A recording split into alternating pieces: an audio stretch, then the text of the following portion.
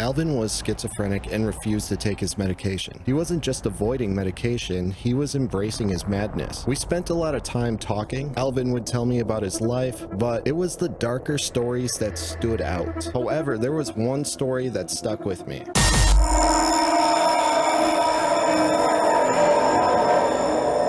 In 2010, I found myself in prison for a violent crime. I was a drug dealer and somebody finally robbed me. After being up for a couple of days on everything you could imagine, the most logical thing that came to mind was to pull out a gun on the person who robbed me, then beat the crap out of them. So, as you can imagine, the consequences were severe, landing me in segregation for the first 120 days. Segregation meant being locked in a cell for 23 hours a day with 1 hour outside, but I usually chose to stay inside my cell. After those initial 4 months, I was transferred to a slightly bigger block with a few other inmates, marking the beginning of an experience that would profoundly impact me. One of the inmates in the new block was a man named Alvin, though everyone called him Baby A, or Baby Alvin. He was a Native American from a reservation close by, but for reasons of respect and anonymity, I'll leave out which one. Alvin was schizophrenic and refused to take his medication. His refusal to medicate made him unpredictable and, to be honest, quite fascinating to talk to. He had his own system of writing. It looked like a set of scribbles twirling down into a spiral, as he didn't actually know how to read or write, which was just one of the many quirks that made him so intriguing. Alvin's behavior was sometimes erratic. Well, actually all the time erratic. He would often engage in inappropriate behavior in public and make a mess of his cell. Even though we were separated by thick walls and a 2-inch thick door, you could hear him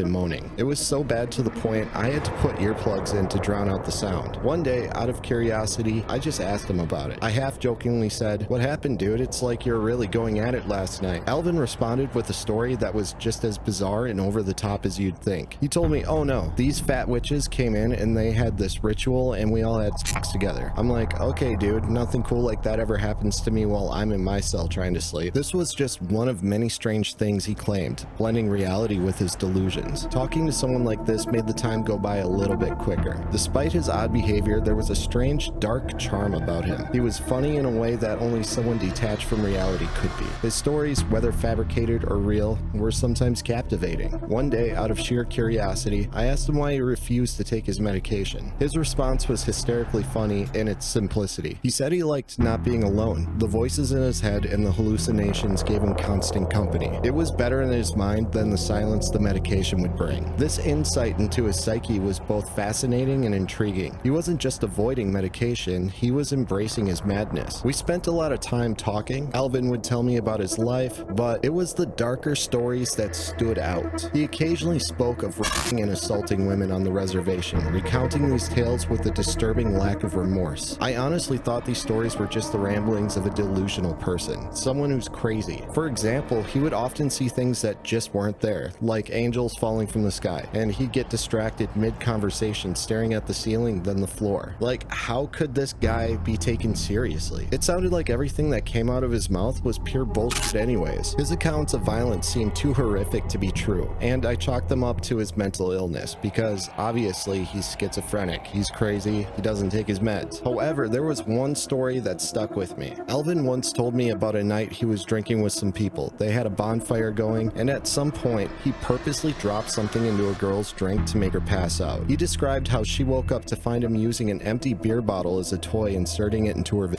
but during this, she regained consciousness and started screaming, trying to get away. He then smashed the bottle over her head, knocking her out, so he could once again finish what he started. It was a gruesome tale, one that I didn't want to believe. How could this be real? This guy would make national news. Come on. It was easier to think of as another one of his crazy stories. Every time he told a story like that one, you could see that he had literally no remorse. He didn't feel anything, and my mind couldn't even conceptualize behaving like that. Like, who would actually find any of that funny in real life? He was more like a cartoon character than a real person. 4 months passed, and I was transferred to an even larger block. This move came because my classification changed, meaning that I could be around more inmates. As I got settled into the new block, I met another native inmate. He was in a wheelchair, and we started talking. Given that he was from the same reservation as Alvin, I asked him about him. His reaction was immediate and filled with anger. He referred to Alvin with absolute disdain. He hated this guy, recounting how Alvin had climbed into his wife's window and assaulted her. It was at that very moment the reality of Alvin's stories hit me. The tales of violence and assault that he shared weren't just fantasies of a disturbed mind, a crazy person. They were his confessions. I felt a wave of disgust wash over me. I had spent months talking to this man, sharing meals with him, and sitting across from him at the metal prison tables, never realizing that he was capable of such disgusting things. If I had known the truth back then, I might have beaten him or worse. People like him, devoid of remorse and empathy, don't deserve to breathe the same air as the rest of us. That realization left me shaken.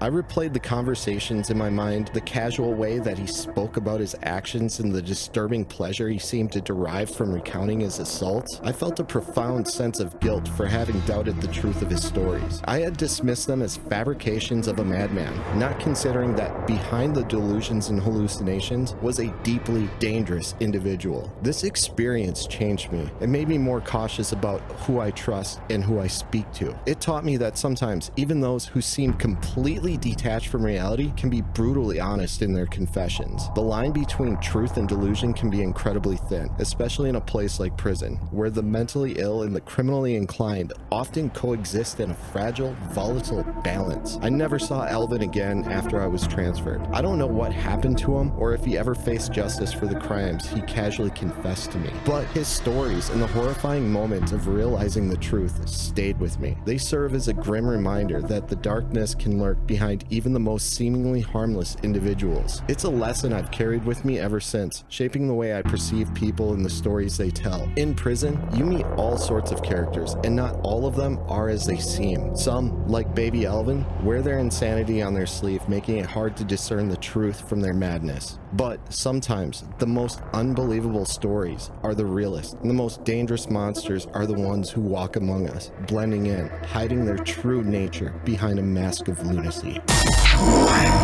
us by liking, sharing, and subscribing. You don't want to miss what's coming